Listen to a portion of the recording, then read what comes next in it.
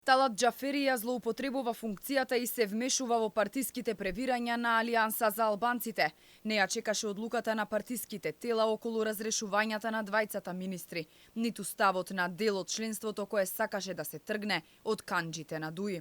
Тој испрати предлог до собранието да бидат разрешени Фатмир Меджити и Азир Алиу. Предвид ја зеде одлуката на кадровската комисија која ја формираше Зијадин Села, па за министер за здравство го предложи Илир Демири, а Наим Бајрами за министер за информатичко општество и администрација. Материјалот од влада е примен и ќе биде доставен до сите пратеници. За предлогот за разрешување на министерот за здравство и министерот за информатичко општество и администрација и за именување на новите министри ќе се расправа на првата наредна седница, односно на 9.2.2024. Алиу и Меджити ќе си одат по точно една година откако беа избрани. Тие стапија на функциите лани во февруари кога Алијанса за албанците се приклучи и го спаси владеачкото мнозинство кое беше на стаклени нозе. Министерот за здравство порача дека партијата не се распаѓа, туку само расчистувале со тројанските коњи на ДУИ. Тоа што ја можам да порачам и да кажам дека Алијансата за албанците има своји легитимни органи и има легитимен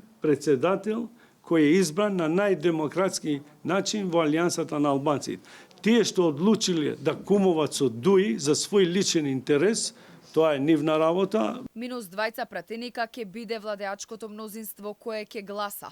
Вакви се математиките околу гласањето за разрешување ако се земе предвид дека двајца од вкупно 8 пратеници се приврзаници на Таравари, а останатите се од таборот на неговиот претходник Зијадин Села. Како ќе гласаат социјалдемократите? Нивниот лидер не беше дециден. За тоа како ќе гласа пратеничката група на СДСМ, таа ќе гласа во согласно со предлогот кој што ќе дојде од страна на владата и секако врз основа на ставот кој што ќе го имаат и пратениците на Алијанса. Дека ќе се продлабочуваат несогласувањата во Алијанса за албанците, беше известно кога на владина седница беа разрешени двајца директори на Пошта и Агенција за странски инвестиции, кои застанаа на страната на Таравари.